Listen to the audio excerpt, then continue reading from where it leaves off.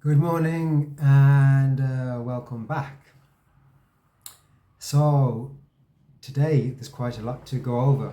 In the last video, I talked about having sorted out the visa and returning back to Chiang Mai. So, I was going to do an update video to talk about the differences between Chiang Mai and Da Nang and to give an overall update of where things are at. So, yeah, my first impressions of Da Nang.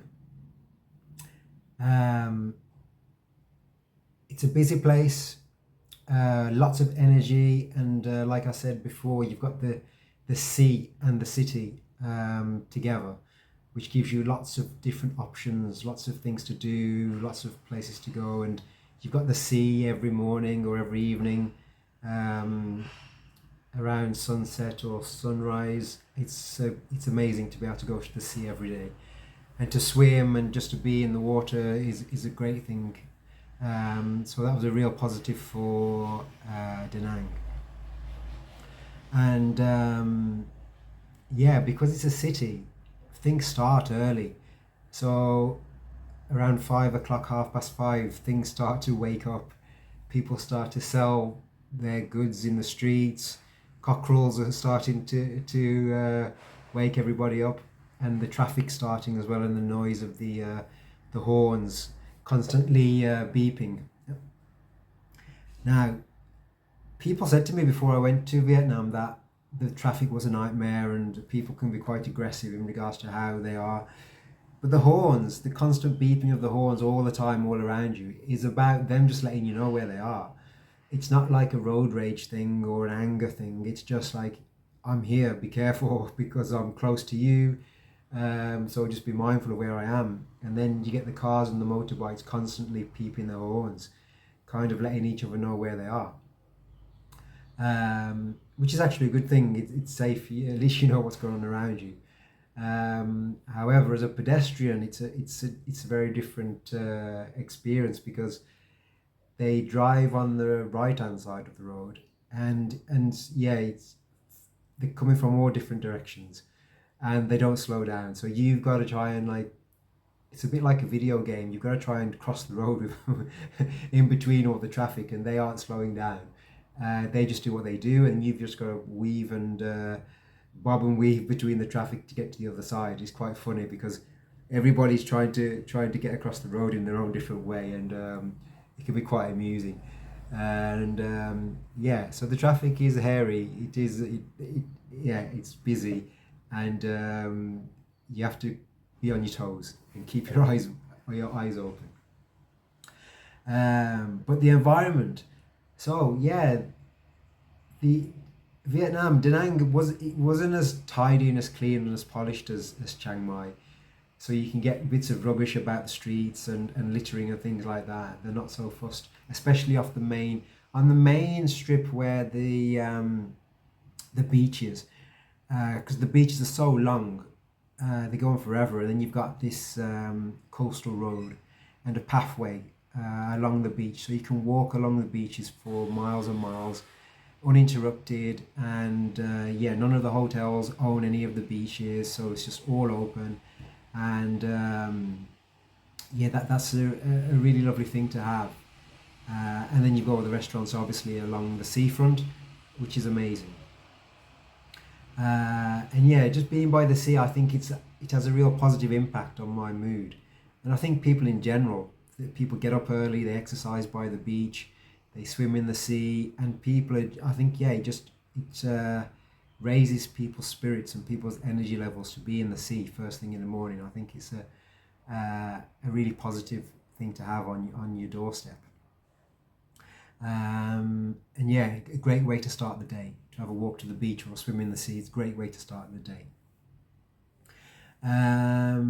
So the people in Vietnam, I think were more like, you see what you see is what you get, and yeah, I found them friendly, but like I said, you knew where you stand with them. Like, they just do what they do, and there's no, like in Chiang Mai, I think a little bit they work around you and can be a little bit adaptive. And in Vietnam, it's not like that. It's like they're just doing what they're doing, and you just work. It's a bit like traffic actually. You just have to fit in with what's going on. They're not given any concessions. Yeah, they are who they are, and they you get to know what they're thinking and what they're feeling through their behaviors. It's quite transparent. Whereas in Chiang Mai, like I said, people can be a little bit adaptive and compliant, and yeah, maybe not as straightforward as the Vietnamese. But the lifestyle is very similar. Come 11 o'clock, or yeah, from 11, 12 till 3 o'clock, half past three, people just seem to be resting and sleeping in the streets, or wherever you go, people are resting. It's so hot and it's so humid, it makes it really hard to work. And so people are just, yeah, having coffee, talking and sleeping during the day.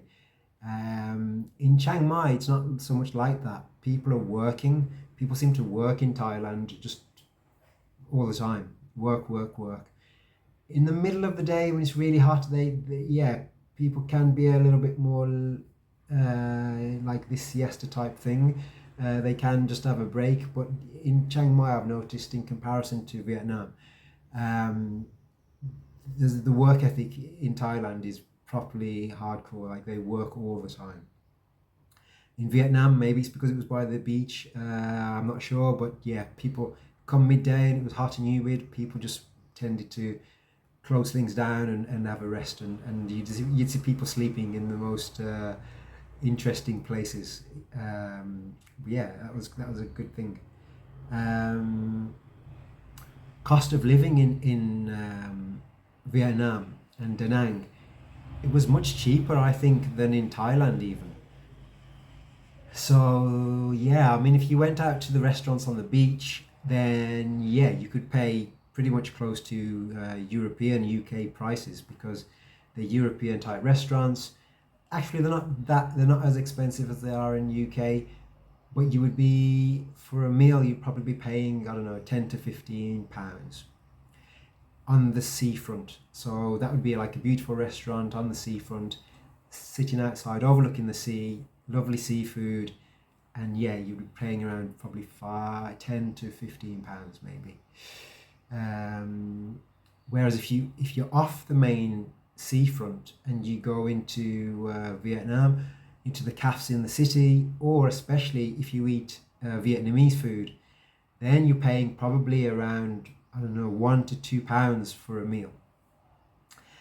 I didn't actually eat any Vietnamese food because I didn't like the look of it. To be honest, I didn't like the look of it and I didn't like the smell of it, so I didn't eat it. It didn't appeal to me. Very much like Thailand, the Vietnamese seem to eat the same food for breakfast, lunch, and dinner. In the morning, they're eating noodles and rice with pork, beef, not so much chicken, but some kind of meat and some kind of noodles and a form of rice, fried or boiled. That's basically their 3 meals a day. Maybe some fried vegetables. Yeah, and then they have that French imported baton thing, which is basically like a French stick with kind of a pate spread onto it. Um, yeah, I didn't eat any of the food. I don't like the oil. I don't trust the oils that they use. Same in Thailand. The cooking oils they use, yeah, they don't suit me. And also, I've heard that sometimes they reuse the oil. So the oil isn't that healthy anyway, and then to reheat and reuse the oil, that's not a great thing. So I kept away from the Vietnamese food. But like I said, if you eat Vietnamese food, that's like really, really inexpensive. So going to Western type cafes in the town, yeah, you can pay, I don't know, £1 to £2, and for a meal, and really affordable, which I think is slightly less than Thailand would be. So yeah, so which city feels more aligned for me? I must admit I did love Da Nang and I loved the sea, and so coming back to Chiang Mai, Chiang Mai is so relaxed. It's like really chilled, really relaxed. It's kind of a yoga type place. There's lots of markets everywhere, food markets and night markets. Loads more tourists in the old town, especially. It's just like a square mile of tourists and tourist things, massages and temples and shops and cafes. It's just packed, and so it's just relaxed. It's a calm and relaxed place. As whereas Da Nang was lively and still loads of tourists. I actually think Vietnam as well this year is doing better than Thailand for tourist numbers. For some reason, the tourist numbers in Thailand are down this year, whereas in Vietnam, the tourist numbers are up. But like I said, coming back to Chiang Mai, it's very chilled, which is good. It's really chilled and it's a slower pace, less noise, less hustle and bustle, and quite calm and relaxing, which is good. So which one's more aligned to me? Well, this is what I've come to understand. There are some parts of Thailand, like Phuket, and where else? Koh Samui, and there's a couple more. Hue Hin. These places are by the sea, and I want to go and visit them to see whether it's like chilled like Chiang Mai, but then you still get the sea as well. So I plan to go and visit some places in Thailand which are by the sea to see if I'd rather live in a different destination. But for now, Chiang Mai is lovely. I'm so glad to be back. Today I'm videoing this from my condo, and it was so lovely to come back. And because I've got the visa, it was like coming back to home, because now I know that I can stay and I can relax and I can settle. It was really comforting and comfortable to come back and just to settle into my place, which was great. But like I said, in the future, I will be going around Thailand to have a look at different places, especially by the sea. So yeah, that's to come in the future. And last thing I'll talk about today is yesterday was my first day at the Muay Thai training, at the Thai boxing training, and so that was very interesting. 4 till 6, and I've now managed to get a scooter, and the Thai boxing gym is about 25 minutes away. So I have this little 155cc scooter, and very interesting riding to the Thai boxing gym, which is about, I don't know, 10 miles or 12 miles on the motorway, mainly on the scooter. And so that was a little bit precarious and a little bit scary, to tell you the truth. Riding around Chiang Mai on the scooter is fine. Like there's lots of traffic. There's hundreds and hundreds of scooters everywhere. But it feels safe, it feels manageable, it feels doable, it's okay. But when you get onto the motorway on a little scooter, doing 60 miles an hour or something, and it's very different. It's going to take some getting used to. So I have to do that twice a week to get to the Thai boxing place. But the Thai boxing gym itself was amazing, busy, hard work. It was really hard work and a different kind of training. I normally do lots of keep fit training on a daily basis, but to do 2 hours of something new where somebody's directing you and telling you what to do, it was very good, hard work. It's going to be really good for me to go a couple of times a week, get fit, improve my stamina, and to learn some Muay Thai techniques. Really good, really excellent. I'll make a video next time when I get there to show you the place. The showers were a little bit rustic, to say the least. But next time I go, I will take a video of the Muay Thai gym and the facilities they've got there and things like that, just to show you what that's like. But overall, things are very good.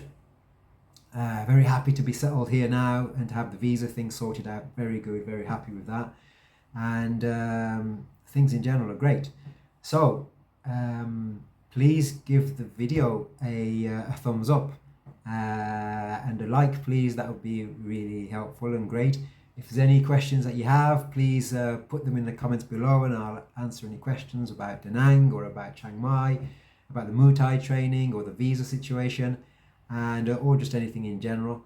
And I'll make an update video soon, and I'll see you then.